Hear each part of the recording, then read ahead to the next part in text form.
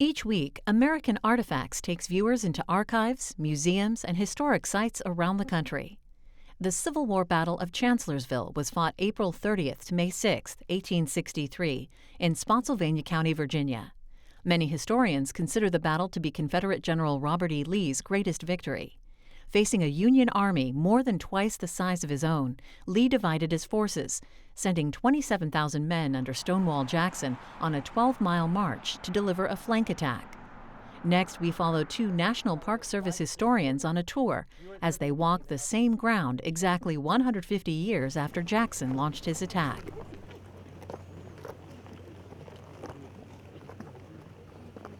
Just a couple things to think about before we get started with the tour. Number one, we're going to be covering ground that many people have never gotten a chance to walk. And the reason for that is that all this ground is not National Park Service ground. Much of this is private property. We are on those properties as guests at the behest of the families that own them and are the stewards of history. Okay? You guys ready? Welcome to the 150th anniversary of the Battle of Chancellorsville. One of the great hallmark moments of American history, if not all military history. What Stonewall Jackson did 150 years ago this evening literally caught the imagination of the entire English-speaking world. This was the very pinnacle of Stonewall Jackson's career. 150 years ago, this day, May 2nd, in 1863, a Confederate army outnumbered almost 2.5 to 1, matched wits with the Union Army of the Potomac and its brand new commander, Major General Joseph Hooker. Hooker had the advantage of numbers, he had the advantage of supplies, he had the advantage of high defensible ground, and he had a strong centralized location that covered all avenues of approach from the east and the south from which the Confederates were coming. And yet, Robert E. Lee and his chief lieutenant, Thomas Jonathan Jackson, Stonewall Jackson, were able to hatch one of the most audacious plans ever considered. Despite the fact that they only had about 40,000 men on this entire battlefield to confront almost 85,000 Union soldiers, Robert E. Lee and Stonewall Jackson determined to split their forces right in the face of their enemy. And 13,000 Confederates stayed about 6 miles away from us, out in front of Chancellorsville, to hold the attention of the Union Army. And while everybody was rigidly focused to the east, Stonewall Jackson took 27,000 Confederates on a 12-mile march in broad daylight, clean around the Union Army. And 150 years ago, this very moment, his vanguard was arriving less than a mile away from us and setting up their positions. 27,000 Confederates would soon fill the woods. Stonewall Jackson had 3 divisions under his command. The lead division, under a man named Robert Emmett Rhodes, took the front line and spread out on either side of the Orange Turnpike, modern-day Route 3. Behind him came Jackson's old division, led by a brand new commander named Raleigh Colston.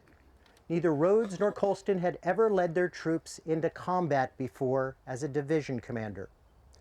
The 3rd and largest division was lagging behind under the very capable leadership of a major general named Ambrose Powell Hill, A.P. Hill. Though he and Stonewall Jackson had clashed numerous times, they were ideological opposites, they still had a profound respect for each other as professional soldiers. Hill was going to be the mobile reserve for Jackson's strike force. By 5:15 on the afternoon of May 2nd, 1863, Stonewall Jackson had 20,000 men in line and 7,000 closing in behind them when he decided that the special moment had come to strike a decisive blow. At 5:15 that afternoon, he asked his lead division, Robert Rhodes, if he was ready to go. When Rhodes said that his men were, Jackson simply said, "Then you may proceed," and that unleashed thousands of Confederates through the woods behind us. They were supposed to maintain silence as long as possible, which meant that they could not raise the rebel yell. They could not use the bugles. As they pushed forward, each commander driving his own men in the direction of the Union lines. The Confederate line is about 2 miles long from flank to flank. It extended on either side of the turnpike. It extended well over hills and watersheds, through swamps and woods, to the point where the right flank could not see the left flank. Stonewall Jackson himself stuck close to the road and could only command a brief or small portion of the line that he could directly interact with. As a result, the commanders out on the flanks are going to have to know what Jackson's intentions are. Jackson would have to share his plans. The normally secretive Stonewall Jackson would have to elaborate for those commanders who are going to be moving through the woods parallel with the highway, but unable to watch the highway. And that would be critical for Jackson's success. All of the commanders out here understood their commander's intent before they started. As this line picked up speed and momentum, heading towards the unsuspecting Union right flank, their stealth was somewhat betrayed by nature itself, as the Confederate soldiers scared up the deer underfoot, as well as the fox and the birds and the squirrels, and all of them came barreling over the hilltop behind you and directly into the Union camps, creating pandemonium. Union soldiers were amazed at nature gone awry until they realized that Jackson's men were right behind them, acting as beaters to the hunt. All right, let's talk about the target of Jackson's attack. The line of the 11th Corps was positioned right about where we're standing and stretched out all along the turnpike where some of you have actually ended up parking. Now, the 11th Corps here at Chancellorsville has quite a reputation to overcome. They're known in the aftermath of this battle as the Flying Dutchman. Dutchman being a mutation of Deutsch to mean German. The 11th Corps is known to be a largely German corps. Out of about 13,000 men in this corps, 5,000 of them are German immigrants or some kind of German American. Their commander, however, Oliver Otis Howard, is not German, and that becomes problematic to the men of his corps. They can't identify with him, and he can't seem to identify with them at all. He's known to be over-pious, and that doesn't sit very well with many of the men here in the Army. So as a corps, this section of the line has some inner turmoil to confront within themselves. So these aren't exactly troops that you're going to place on the front lines. Back here in the far kind of rear of the Army, these men aren't expected to see much action. At the beginning of the battle, of course, they are the far right flank, a vulnerable position that Lee and Jackson target, mainly because all the men here are facing to the south, just stretched out again along the Orange Turnpike, modern-day Route 3, facing to the south. They're facing to the south because that's where the enemy is. But they have very few men actually turn back to meet any kind of an attack from the west. And this is why Jackson pinpoints this section of the line. But you might have to ask yourself, how do you not see 27,000 Confederates heading right at you? Well, the thing is, they did. Many members of the 11th Corps had warning that Jackson's men might be coming right at them. As soon as 8 a.m., Jackson's men are spotted moving west and south. Hooker sends a message, Joseph Hooker sends a message to Oliver Otis Howard about 9:30 a.m., telling him to make dispositions, to be prepared. There might be a flank attack heading your way, and I can tell your lines are not disposed currently to meet an attack from that direction. Howard then orders his reserve artillery, 18 guns, to face to the west, and then sends a message back to Hooker, saying that he is making dispositions and will be prepared to meet an attack should it come at him. But is he really?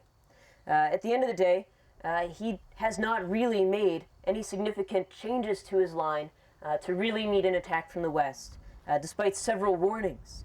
About 2:45 p.m., Major Owen Rice sends a message to Howard. A large body of the enemy is massing in my front. For God's sake, make dispositions to receive him. That seems like a pretty clear warning, right? It gets worse. They'll order a cavalry patrol down the turnpike, and that cavalry patrol returns saying that the road is blocked by Confederate infantry and artillery. The commander out here in this portion of the line complains that he can't get a proper reconnaissance. The reconnaissance just told him there were too many Confederates to clear the way. In the center of the line, Carl Schurz, who's in command there, is concerned. He sends Captain Hubert Leather Breeches Dilger out to look at the territory, to be prepared to meet an attack from the rear just in case it should come. Dilger runs into preparing Confederates, escapes circuitously to the Chancellor House, to federal headquarters, where he tries to report what he's seen, that he was almost captured and just barely escaped, and there's a huge body of Confederates, and he's only turned away. Surely his tale is nothing but a tall tale. He reports then to headquarters of the 11th Corps to find that Howard has gone south to a conflict at Catherine Furnace. Members of the 3rd Union Corps have gone down to harass Jackson's rear guard, and Howard has himself gone down with some of his reserves to help in that fight down at Catherine Furnace. So the commander of the 11th Corps is not even here on the field to be watching over his men. Dilger, you can imagine rather distraught, somewhat disappointed, and a little beside himself, returns to his battery and decides to hold it in readiness. He knows that something's coming, and he's going to be waiting and ready for it. So clearly, something is going on out in the woods ahead. Many members of the 11th Corps are aware. So why are the warnings not heeded? Why doesn't Howard pay any attention? Why don't Howard's subordinate officers out here, many of them, pay close attention? Well, to speak broadly, they have somewhat insufficient information. Knowing there's a body of Confederates in front of you doesn't tell you how many Confederates are out there in front of you. Should you be concerned, or is this just a screening movement? Is this a diversion? Is this a feint? Until you can get a proper reconnaissance, which tells you a good number of men, how many men are out there, what they consist of, how do you make preparations? What's more, they've heard news from headquarters, despite the fact that Joseph Hooker sent a warning to Howard that an attack may be coming. He's later changed his mind, decided that the Confederates are retreating, and in a show of confidence, has emanated that message quite clearly out of headquarters. So Oliver Otis Howard is under the impression that surely Hooker would have told him if there were danger coming. Howard's subordinates are sure that, or are quite certain, that surely Howard would have told them if something was coming. They're listening from the top down, not from the bottom up. And in doing so, and also in trying to prevent a panic, no one wants to be that officer who overreacted to a report. But in this case, maybe better to overreact than to underreact. Because when Jackson's attack hits, as Frank has described, there are only really 2 regiments turned back to meet this attack on the end of the line. Many of the men through here, besides those currently standing in readiness, many of these men are eating dinner, or cooking rations when the stampede of animals breaks through their lines. They laugh and jeer. As soldiers, what do you think their first thought is? Dinner, exactly. Of course, things become pretty clear soon thereafter that that is not the case. There are 2 artillery shots in the rebel yell that break as the attack hits the line, and it becomes very clear. This is not dinner. This is something much worse. These men have no time to react. Some of them will fire a few shots if they can, and then the line largely breaks and runs. Sergeant Otto Husinger of the 41st New York is facing south at the end of the line. He said, "A panicked fear overcame us. How crazily we plunged away, the rest of the division running with us." With that vote of confidence, we're going to follow them and head down this path with us at the head. Thank you.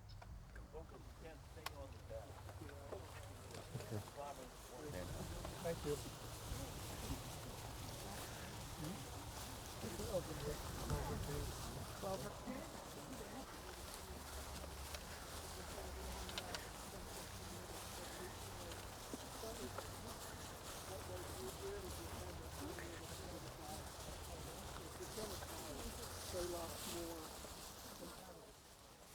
All right, ladies and gentlemen,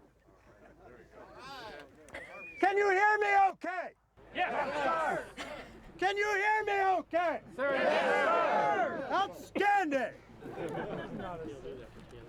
As we go into an operation, anything that can go wrong must go wrong. And we learn to overcome, we improvise, and we adapt, and we triumph. Somebody took my speaker. So you're stuck with my voice. So, Stonewall Jackson struck right at the most vulnerable moment of the Union 11th Corps' encampment. General Charles Devon's division, located on the hill where we just came. His troops were overrun in less than 10 minutes. Charles Devons, the division commander, was shot in the foot and thought that he was grave enough to leave the field. His replacement, Nathaniel McLean, had a much more serious wound and had to be carried from the field. After that, it didn't matter. The division dissolved and did not exist. The next division in line belonged to General Carl Shorts. His troops were located around this brief opening. This was called the Hawkins Farm. It still belongs to the Hawkins family today. A gentleman named Thomas Downer lived just in the hollow right below us, and his wife was a Hawkins.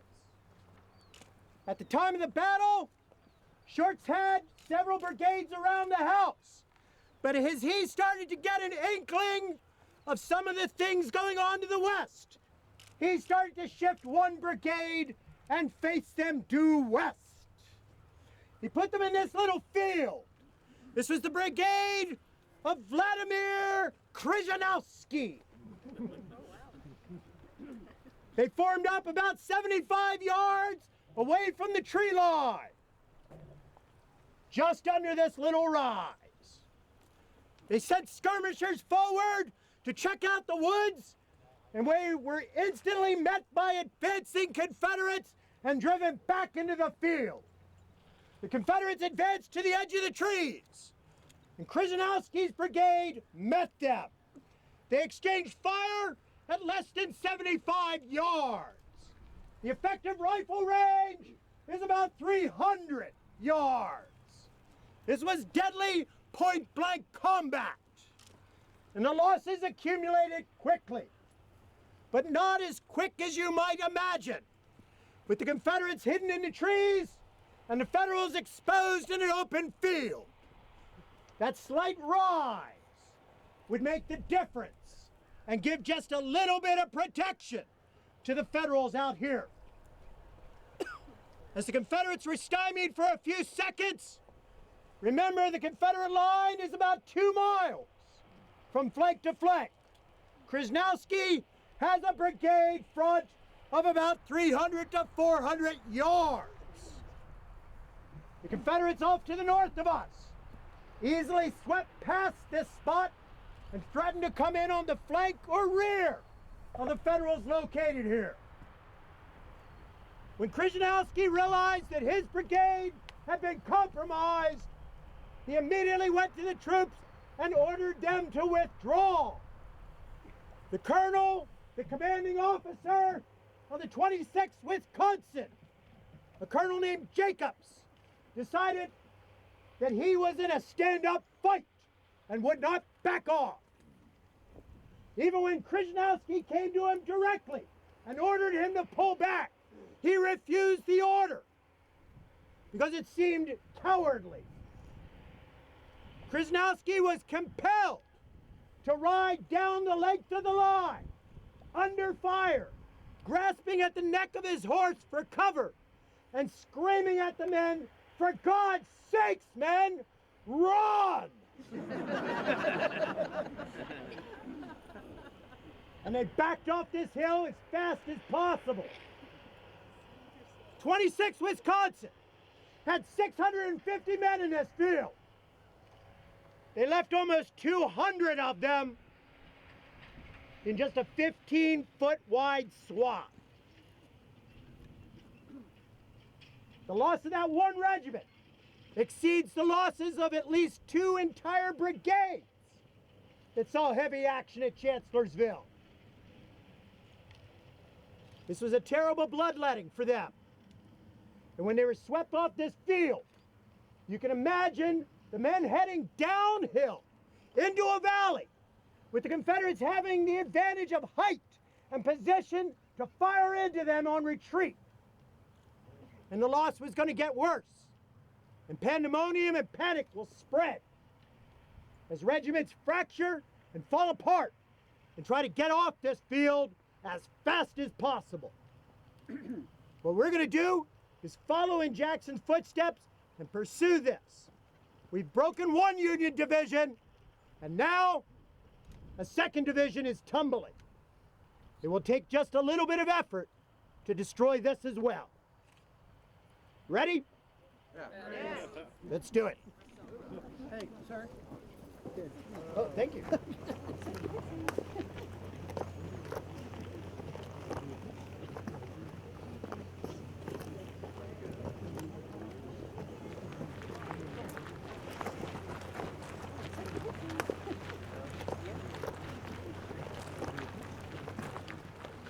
I want you to appreciate the size of your group.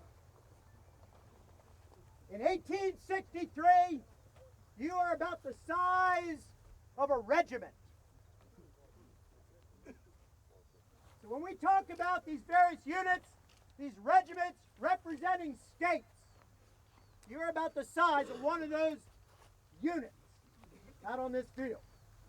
And there are a myriad of others, all of them integrated with groups just about your size, to the point where we're no longer talking about hundreds, we're talking about thousands of people interacting on this field, all at the same time.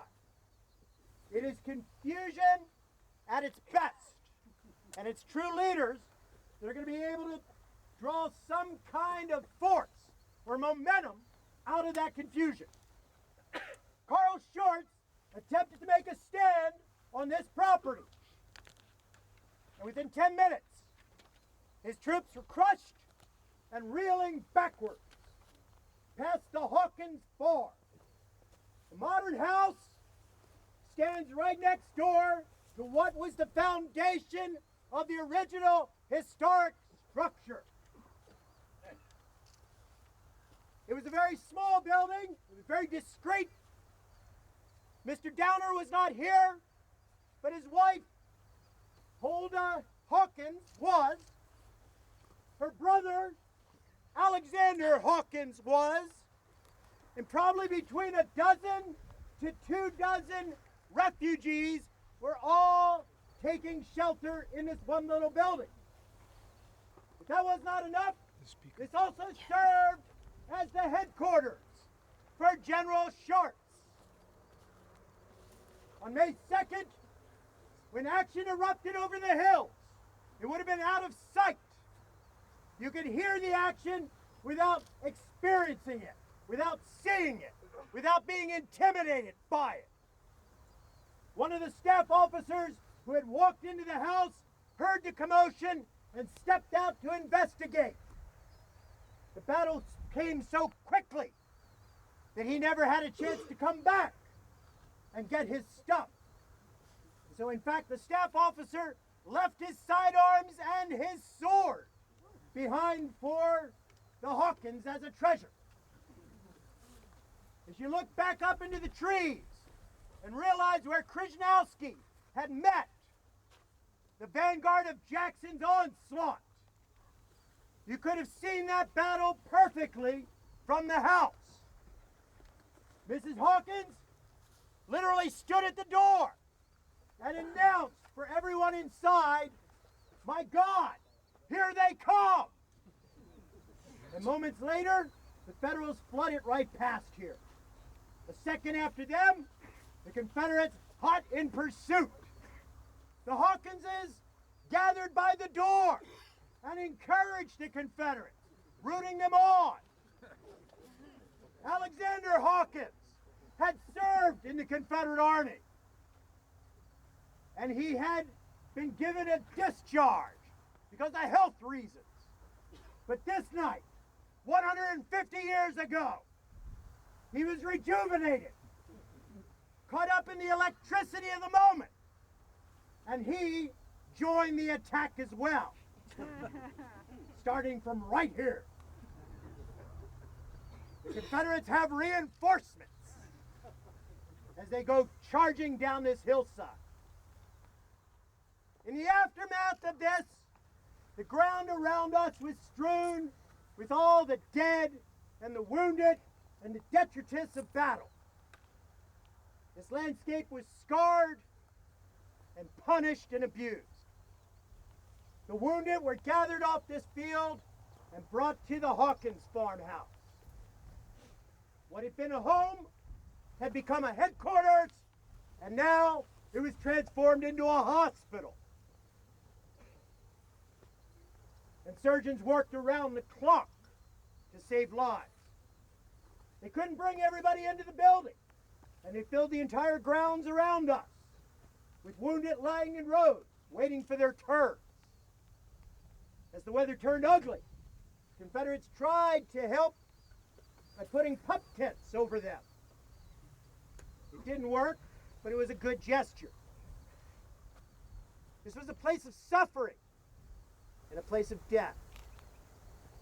After the war, this also became a landmark of the Battle of Chancellorsville. Veterans came back here, north and south. Members of the Union 11th Corps came here in the 1880s, and they met with the survivors of the Hawkins family. And the ladies of the Hawkins family were still full of vim and fight. And they said, in honesty, that they were surprised to see these Yankees after they had been so full of braggadocio about having Robert E. Lee right where they wanted him.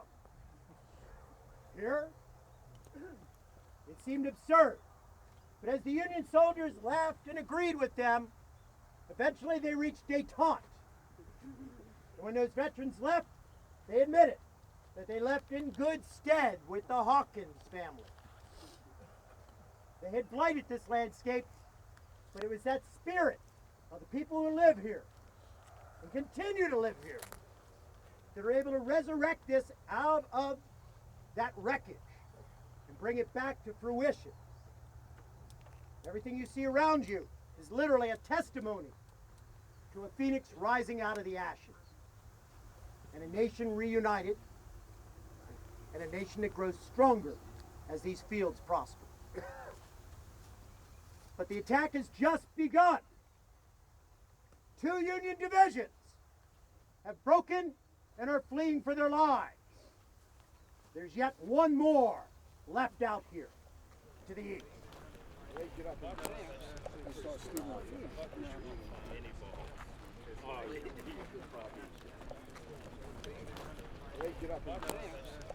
All right. As we come through here, one of my first quotations is about the wood line around Gold Run, the run that we just crossed. The woods in this area are going to act, according to some Southerners here, like a strainer on the retreating 11th Corps. One Southerner wrote, "The lean and lesser Dutchmen escaped, while we secured the fat ones." Those are not very nice terms, but another wrote pretty similarly, "We captured piles of fat knapsacks and piles of fatter Dutchmen." Oh, Howard is going to ride into the retreating men somewhere in this area and again attempts to rally the troops. He's tucked a flag under the stump of his arm. He had lost one arm, wounded in the Peninsular Campaign, brandished a pistol and yelled for his men to stop, rally, and stand with him. His effective war cry, "Halt! Halt! I'm ruined! I'm ruined!" It's maybe not the most inspiring war cry that you've heard. I suspect that many of these men are not at all concerned about Howard's reputation. James Peabody in this area watches Howard and decided he was completely confused and bewildered. Again, not necessarily the most inspiring. He later added, "None of us knew or cared where he went." Again, not a great commendation on your commanding officer. It does present to us a very comical picture. But if we stand in Howard's boots for a minute, we might get a different perspective. So you're brand new to this Corps command. You don't get along very well here. Your men don't like you. You don't really like them. You don't get along on good terms.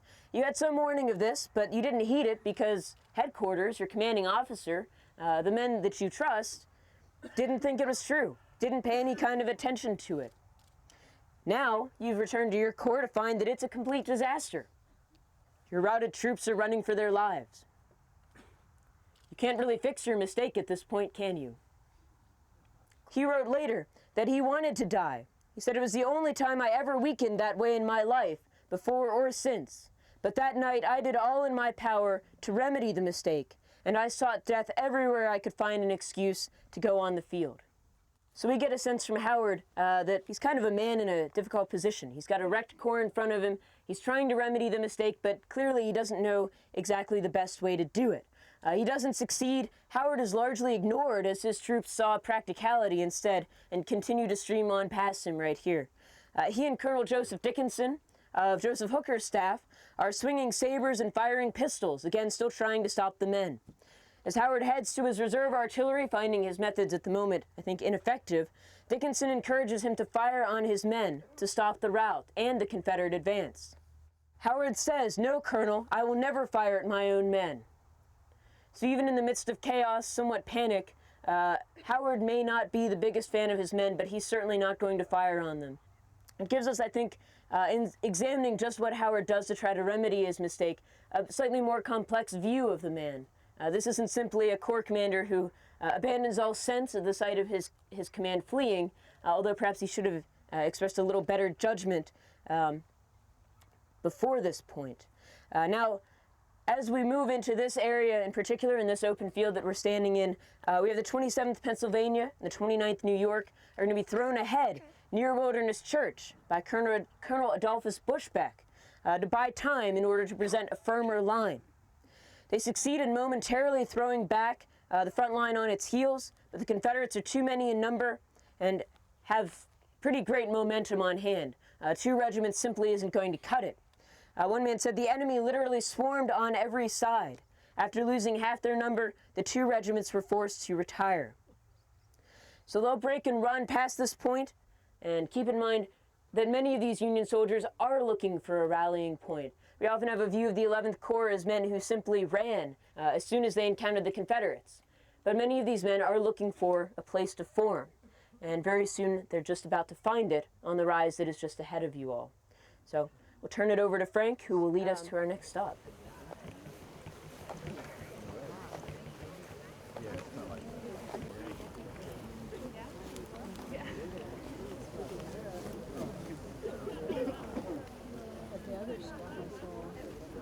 As you see the meadow in front of you and across the valley, you can see the sun starting to glint on the far edge of the Hawkins farm, where you would have had Schwartz's camps, where Krzyzanowski made his stand for just a brief moment. Beyond that, von Gilsa made his stand for just a brief moment. As von Gilsa fell back from his initial position, he was able to inflict some loss on the Confederates, but the Confederates pressed on anyway. As they get to the Wilderness Church, you heard what Beth told us, that Adolphus Bushbeck, the Federal Brigade commander, detached 2 regiments and threw them at the church. In essence, threw them into the midst of this Confederate maul, these jaws of death. It was a blood sacrifice, just for a couple of minutes for the Federals to assume a position on this ridge where we are. In the course of that little exchange, you heard that the Federals suffered grievous losses. But I want you to keep in mind that while the Federal line is cracking, the Confederates are exhausted. They have been fighting, and adrenaline has carried them this far. And the question is, how much further can it carry them? On this hill is a break point. Adolphus Bushbeck had anticipated defending this position as early as May 1st. 150 years ago last night, his troops took position here, and 150 years ago this day, he, unlike many of those around him, fortified this position. He's one of the only commanders in the 11th Corps to build a line perpendicular to the highway, where all the others were stationed along the highway, facing due south. The regrettable thing about Bushbeck's line is that it did not face west. It faced east. It faced towards Chancellorsville. It faced towards the Confederate Army and where the threat loomed that morning. No one anticipated Jackson going 12 miles and circumventing the entire Union force to strike them from 180 degrees difference.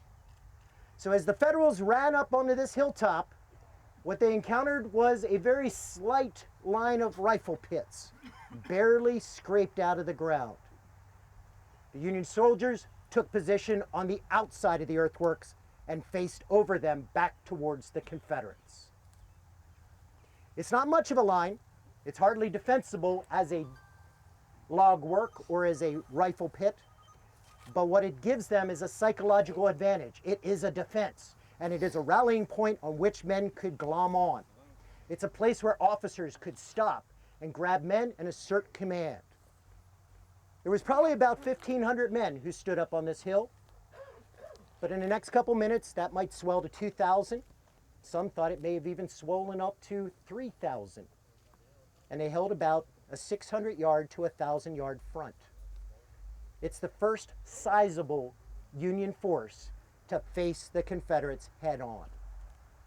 They had the high ground, and Jackson's men would have to come across this meadow. As the first Confederate thrust followed the Germans through the strainer of the woods, they entered into this field and charged this hill. And they got to the foot of this hill and were met with a blistering fire, and for the first time this day, the Confederates backed off. They fell back into the trees to regroup. The 11th Corps had repulsed an attack. Think about those words. The 11th Corps had repulsed an attack. At this point, some of the commanders on this hilltop perhaps became a little bit too giddy for their own good luck. General Carl Schurz saw this as the turning point of the battle, and he rode boldly up on the hilltop in front of these men and told them it was time to counterattack and take back their camps, to go back to the Hawkins farm. And he charged down the hillside, shouting at the top of his lungs. And as he got about halfway down the hill, he realized he was alone. So he turned around and he came back up here and he explained to the people around him what he expected. And then he shouted, "Hurrah!" and charged off again. And the men watched him go. He turned around and came back and tried a third time, and again he was unsuccessful, and at that point he loped off to the rear, defeated. The soldiers around him did not follow him. Some of them didn't even know who he was, because he wasn't their division commander. These are von Steinwehr's men. Adolf von Steinwehr's troops didn't recognize Carl Schurz. They certainly weren't going to follow him, especially into a nightmare counterattack like this. At the same time, many of the soldiers who did recognize a commanding officer also recognized that the circumstances were bigger than their general's expectations. One soldier on this hillside said, "There was no sense in seeking danger. Danger was coming to us." And in fact, it was. It only took a moment for the Confederates to reorganize and prepare for a much bigger, more ambitious attack. 4 Confederate brigades gathered in front of us, several thousand men, and they would come charging headlong across this meadow again, while 2 brigades of Louisianians and North Carolinians would start to expand the line further north and go around the Union force and jeopardize their flank. Meanwhile, 2 more brigades of North Carolinians and Georgians would start filtering their way across the highway and feel for the other Union flank. With Doles's brigade, Ramseur's brigade to the south, with these North Carolinians, Louisianians coming in on the right, from the north, the Bushbeck line, this brief bit of resistance cannot hold any longer. Fighting along the line gets very hot, and then the flanks begin to collapse. They can't withstand the pressure. One New York soldier wrote, the Rebs were so close on to us that we had to run for our sweet lives. Again, with Confederates on each flank, there's nobody behind this ridgeline. What's going to stop the 11th Corps this time? Where else can they rally? There is no good point. And so from here, the 11th Corps is really running a gauntlet of fire to the rear in an attempt to escape with their lives. Jackson's flank attack is simply too overwhelming. the line stretches for too long. It overlaps every ounce of resistance that the 11th Corps attempts to have. In the process, I think you all remember me mentioning Leather Breeches Doger's reconnaissance earlier on in the day and how he held his battery in waiting. He knew that an attack was coming, and he had set himself up pretty close to the turnpike and held his ground. He was a crucial part with his artillery of this Bushbeck line, a crucial part of holding the line here. In the process of overwhelming this line, Jackson's men are going to aim for Doger's cannon. That would be a great prize. They shoot the wheel horses to trap them, but Doger abandons 3 guns, hauls the rest away by hand. Members of the 73rd Pennsylvania drag 2 guns away, and only 1 of Doger's guns will fall to the Confederates. Doger fights a stiff rear guard with his battery in order to try to keep the Confederates back during their retreat. For his stiff resistance, he'll earn the Medal of Honor for this action. But with the gap left both by the 3rd Corps, which again had been drawn down toward Catherine Furnace, and with some of headquarters' decisions, thereby creating that gap, there's only now a lot of space for the 11th Corps to run through. There's nothing to stop the retreat. There's no good rallying point. These men are running for their lives. This point where we're standing right here, this very ground is the last substantive resistance in this flank attack. It also does tangle up much of Jackson's corps. So you can imagine Stonewall Jackson beginning this attack with a 2-mile front. By the time it reaches here, it's very much reduced. It's down to about 600 yards. That's a sizable collapse because at each point of resistance, the flanks of Jackson's line have had to fold in to try to turn the tide against the Union forces who have stood to fight. So you might think that the 11th Corps has run for their lives and put up almost no resistance, but here we see they have actually not only put up some stands of resistance, they've actually caused, in some small way at least, for Jackson's line to trip up, for Jackson's flank attack to dwindle. They've not simply run and left their comrades to Jackson's flank attack. And I think that's worth noting, worth remembering 150 years later. The 11th Corps casualties were pretty bad. We have 2,400 casualties taken here, killed, wounded, and captured, 1,000 of which were prisoners. You can imagine so many of these men simply swept up within Jackson's flank attack as it sweeps forward. That's out of about 13,000 total in the Corps. So Jackson's attack had effectively wrecked an entire Union Army Corps, disabled 13,000 men, caught Hooker and the Union Army off guard. The effect of Jackson's flank attack is not simply in casualties, it's a psychological victory as well. Can you imagine being a member of the 12th Corps, member of the 2nd Corps, and you see Howard's men running back in on your lines? Completely terrified. How would you stand to watch all of your comrades running back towards you, terrified out of their minds?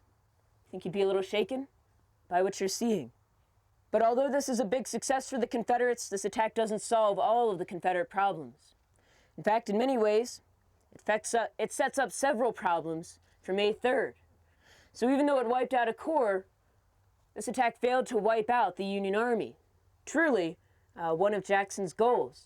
He so far has only set the 11th Corps to running, largely due in part to the 11th Corps' own stiff resistance. Frank?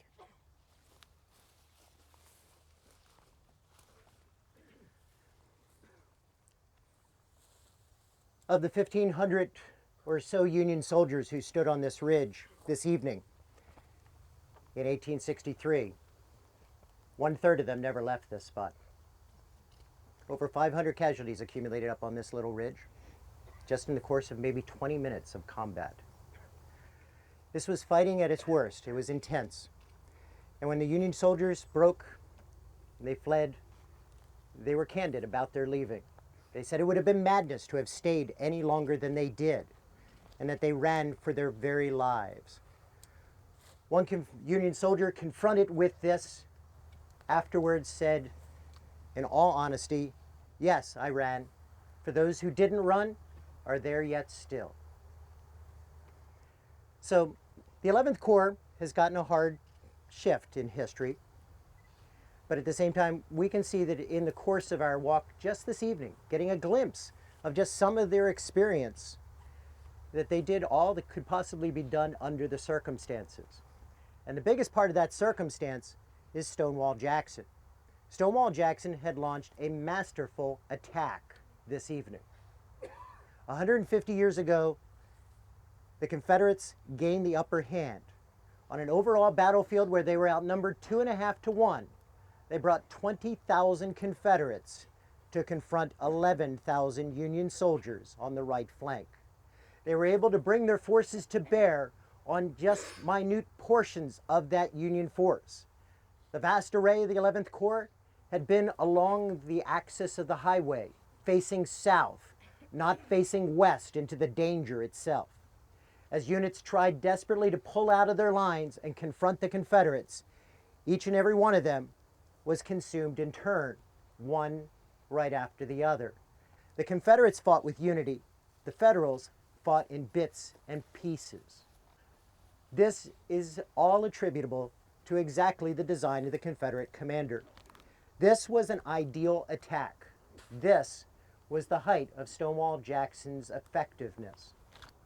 Stonewall Jackson brought something to this attack that he brought to many of his attacks in the course of 1861 and 1862 and now 1863 that had made him a living legend, literally a legend throughout the entire English-speaking world. Jackson had captured and fascinated people all around this globe with the simple knowledge that this man could win and continue to win consistently. But Jackson also recognized that he had something that very few other officers had. He was able to take a static situation or a situation that even favored his opponent, and he would be able to confound it and create opportunity out of nothing. He had created his own opportunities this day, as he had created on many different battlefields before here. But the other battles were different than Chancellorsville. The other battles, Jackson had found a double-edged sword. He had used all of his resources to create the decisive moment.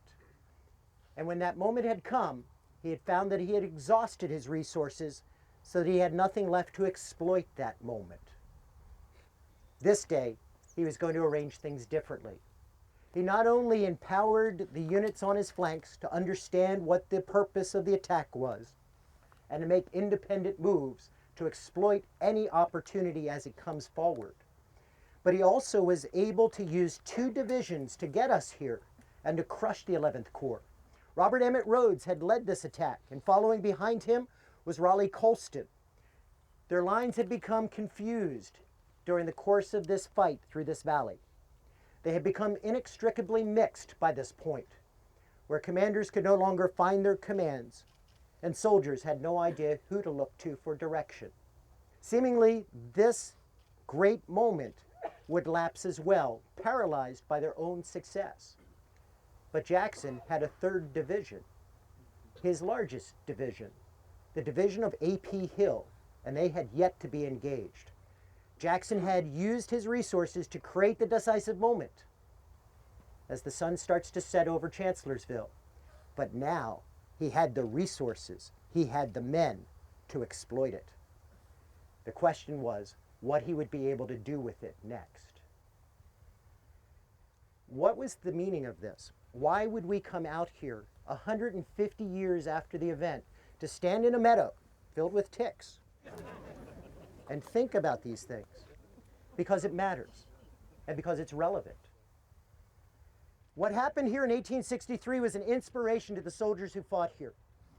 And it's been an inspiration to every generation of soldiers ever since. The United States military still comes out here to study these movements, to study the execution, the efforts of Stonewall Jackson and his men. The Marine Corps Basic School and the Command and Staff College come out here on a regular basis. And many of them actually follow the very footsteps of Jackson's flank march and go the full 12 miles before they even get into the attack. And Beth and I have had the great privilege of leading them on many of their ventures, learning from them as well. It's relevant to them. They can draw understanding in how to manage troops on a battlefield, because no matter how sophisticated our weaponry gets, in the end, it all boils down to a young man or a young woman with a pack on their back and a helmet on their head and a weapon in their hands to go out and finish the job. And it's going to require a leader, a commander, to take them there and inspire them to get the job done. Jackson's men did that here, this spot, this moment. Every generation of Americans have thought about this and have studied this. The Second World War generation spent a great deal of time studying Stonewall Jackson more than any other commander of the past. George S. Patton grew up inculcated with Stonewall Jackson from his very youth. When he was a small child, his mother taught him to pray on his knees before two pictures of bearded patriarchs, which in his innocence he thought was God and his son Jesus Christ. He later on discovered that God was Robert E. Lee and that his son was Stonewall Jackson. And it still seemed to make sense to the general. The Commandant of the U.S. Marine Corps, Alexander Archer Vandegrift, commander at Guadalcanal, Medal of Honor recipient himself, also had ancestors that had served under Jackson, had crossed these fields, and he too had walked them and drawn inspiration. His grandfather had become a Methodist minister following the Civil War, kind of a strange man. According to Vandegrift, he didn't have much faith or use for mankind, but those that he loved, he kept very dear and very close to him. And every night we would pray to the God of Isaac and Abraham and the God of Robert E. Lee and Stonewall Jackson. So Jackson became literally a part of their lives, the tapestry of their being, and an inspiration. The most decorated Marine of all time, Lewis Burwell Puller, Chesty Puller, literally carried a dog-eared biography of Stonewall Jackson with him everywhere he went around the world on campaign, from Guadalcanal to Korea, and used it as a primer on how to be a good leader and to take his men into battle and take them through the greatest trials of their lives. Patton once said to Eisenhower in the next war, "You will be my Lee, and I will be your Jackson." And that meant something to them both, without any further elaboration. In the modern era, we still talk in those terms. When it came to Desert Storm, Norman Schwarzkopf attributed his success to emulating the movements of Lee and Jackson, maneuvering to success. What is the movement of Lee and Jackson? Specifically, it was the flank march around Chancellorsville to strike at the weak point and hit it with overwhelming force. In Desert Storm, the leader of that strike force was General Fred Franks, commander of the 7th Corps. Chancellorsville was very real and very palpable to that commander. General Franks attributed his success to a Jacksonian movement, which I think is one of the greatest phrases ever to come out of this. Jackson has his own movement. Now, most commanders study the last war, but these men draw inspiration from a war that came a century and a half ago, a Jacksonian movement. Think about that. It's not a MacArthurian movement. It's not a Pattonian movement. It's a Jacksonian movement, and you have walked in the very footsteps of it to see exactly where it had come to fruition and reached its success. Jackson's days are numbered. His hours as a commander are numbered. Jackson was going to drive this attack as far as he could take it. He would drive it into the woods to the east of us. He would drive it into the night. He would drive it literally up to his last ride this evening. All right, thank you, everyone.